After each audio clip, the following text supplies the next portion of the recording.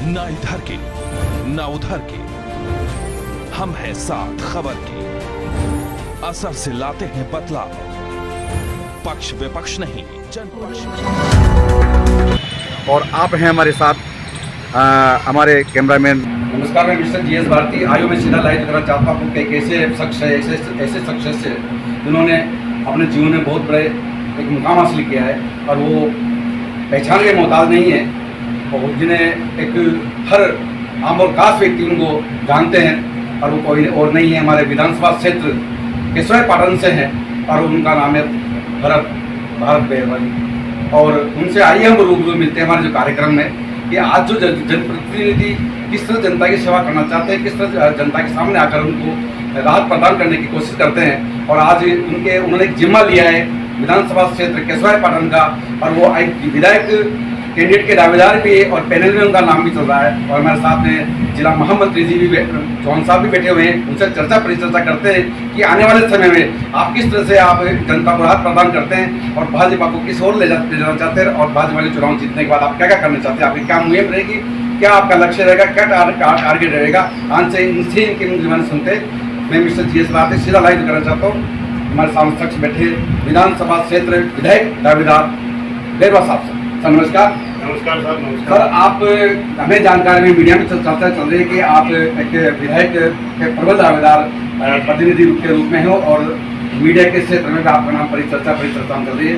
कहा जा रहा है कि अभी वर्तमान में विधायक है और पूर्व में अभी दूसरे क्षेत्र से विधायक रह चुके हैं और पूर्व मंत्री भी आपके उस लिस्ट में शामिल है और चित्रा राणा जी भी शामिल है, राजेश जी भी शामिल है और आपका भी नाम प्रबल दावेदारी में चल रहा है। हमें जानकारी मिली है कि आपका जो नाम है उच्च स्तरीय कमेटी के द्वारा भी एक परिप्रेक्ष्य में आने की संभावना है और एक दो दिन में आपका नाम डिक्लेयर होना चाहता है। मैं चाहता हूं कि हमारा मीडिया चाहता है कि आप किस तरह से आप विधायक के दावेदार हो और आप चुनाव में जीत जाते तो आपकी क्या भूमिका रहेगी?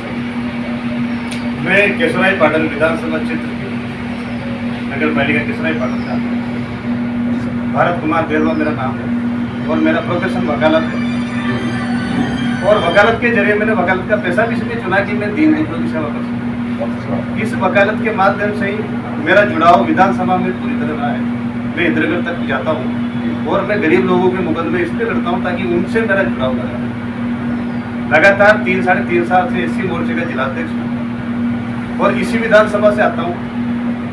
3.5-4 साल से हम लगातार एससी वर्ग के लिए काम कर रहे हैं, साथ ही पूरी पार्टी के जितने भी काम आते हैं उनको पूर्णतः निभाते हैं। अभी बीच में जनाक्रोश यात्रा जो चली थी उसकी पूरी विधानसभा की भागीदारी हम लोगों ने निभाई। गांव-गांव नुक्कड़ में हमने कांग्रेस सरकार के खिलाफ मोर्चा खोला। साथ ही अगर मुझे इस क्षेत्र का प्रत्याशी बनाया जाता है, मेरा नाम पैनल में चल रहा है और मुझे अगर विधानसभा प्रत्याशी होने के नाते यहाँ से टिकट मिलता है केसराय विधानसभा से, तो मेरी पहली भूमिका जो रहेगी वो युवाओं के प्रति रोजगार, क्योंकि जो रोजगार आज हम देख रहे हैं बेरोजगारी, युवा दर बदर भटक रहे हैं। सबसे पहला मेरा जो लक्ष्य है वो मेरे विधानसभा क्षेत्र में उद्योग धंधे स्थापित करने का है। यदि उद्योग धंधे स्थापित होते तो युवाओं को रोजगार मिलेगा ताकि हमारे युवा जो आज जूझ रहे हैं, सुसाइड करते हैं, वो घटनाओं पर अंकुश लगाम दें। सर, मुद्दों की बात आई तो शुगर मिल के बारे में क्या? दूसरा जो मुद्दा है वो किसानों की ज्वलंत समस्या है, लगातार काफी गंभीर समस्या है और अभी तक कोई भी नेता यहाँ से इतना प्रबल नहीं हुआ जिस शुगर मिल के मुद्दे को उठा सके। मेरी सबसे पहली प्राथमिकता और मेरे जो घोषणा पत्र रहेगा उसमें सबसे पहला मुद्दा यही रहेगा कि जो ये शुगर मिल है इसको मैं कैसे चालू कराऊँ, चाहे एक ही इकाई चालू कराऊँ लेकिन मैं चालू कराऊंगा। और जो केसराय पाटन को मिनी पंजाब कहा जाता है उसको वापस में वैसा ही मिनी पंजाब देखना चाहता हूँ। आप देख रहे हैं मिनी पंजाब का सपना, आपके भारत कुमार बेरवा जी। और हम पूछते हैं कि आज ये अनुसूचित जाति वर्ग से आप हैं, लेकिन आपसे ही जानकारी चाहते हैं कि अनुसूचित जाति वर्ग के कितने हुआ मतदाता वहाँ पर? सर, अनुसूचित जाति वर्ग के कितने मतदाता हो? अब अनुसूचित जाति वर्ग के कम से कम लाख के ऊपर मतदाता, इसमें 46,000 करीबन बेरवा जी सर वोटर्स हैं और 24-25 हज़ार करीबन मेघवाल। ये दो कास्ट वहाँ पर बाहुल्यता से केसराय पाटन विधानसभा। मैं बेरवा समाज से आता हूँ, साथ ही बेरवा युवाओं को भी हमने जोड़ने का प्रयास किया है और एससी वर्ग के लिए काम करता हूँ। हर वर्ग का एससी वर्ग का युवा के साथ, जनरल या कोई से भी वर्ग का युवा मेरे साथ इसके लिए खड़ा है। जन समस्याओं की बात आती है तो एक गांव निकल के आता है टाकरवाड़ा। टाकरवाड़ा में आज जनसमस्या देखा जाए तो नगर पालिका क्षेत्र आपके कापरेन में आता है, लेकिन टाकरवाड़ा में आज भी सब मूलभूत सुविधा वहाँ पर मौजूद नहीं है, रोड नहीं है, वहाँ पर लोगों को पट्टे नहीं है। देखा जाए तो किसी जमाने में किसी एसटी वर्ग की जो जमीन थी और आज के वहाँ 100-150 मकान है, उनके एक भी मकान वहाँ पर सरकार के द्वारा पट्टा नहीं दिया। दूसरा आपकी क्या कार्य प्रणाली है? सामाजिक संपर्क अभियान अनुसूचित जाति मोर्चा की तरफ चलाया गया था, जिसमें मेरे साथ जिले के हमारे कौमी चौहान भी थे। उस समय रात्रि में हमने वहाँ पे चौपाल लगाए थे और ये मुद्दा गहनता से वार्ड नंबर 8 कापरेन में हमारे सामने था। इसमें यह था कि लोगों को वहाँ पर पट्टे नहीं दिए जा रहे, उनको गुमराह किया जा रहा है, जबकि उनकी फाइलें वगैरह सब जमा की। ये सब कांग्रेस सरकार की नाकामी है। अगर इस तरह का जब हमारी सरकार बनती है और हमारे संज्ञान में आते हैं तो इस तरह की जो भूमि आवंटन संबंधी कोई मामला उनके चल रहा है, उस चीज़ को हम निश्चित रूप से करेंगे।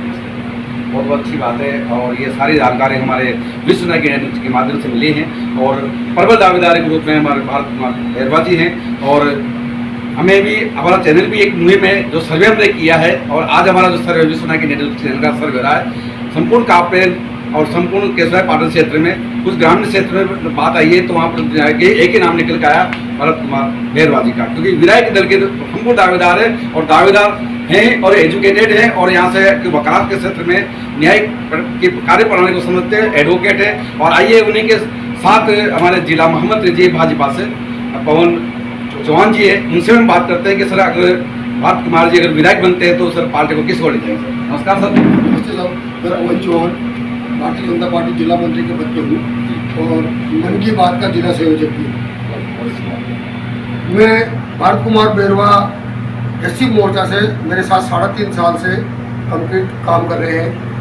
जन आक्रोश रैली में जो भरत कुमार बैरवा की जो भूमिका रही, सुबह से लेकर के 16 घंटे पूरे क्षेत्र में घूमना और उसी को देखते हुए ही मैं निश्चित रूप से ये कह सकता हूँ कि ये युवा जो हमारे सम्मानीय प्रधानमंत्री जी मोदी जी का एक आह्वान है कि ज़्यादा से ज़्यादा 50 साल से कम के युवाओं को टिकट दिया जाएगा, उसमें नंबर 1 की भूमिका पर केसराय पाटन विधानसभा से भरत कुमार बैरवा जैसे बंदे को मिलना चाहिए। और अगर भरत कुमार जैसे युवा को टिकट मिलेगा तो निश्चित रूप से जो पिछड़ा हुआ हमारा विधानसभा क्षेत्र है इसमें विकास कार्य किए जाएंगे और हम सब लोग पार्टी के जो भी लोग हैं हम सब कंधे से कंधा मिला करके भरत कुमार बैरवा का सहयोग करेंगे।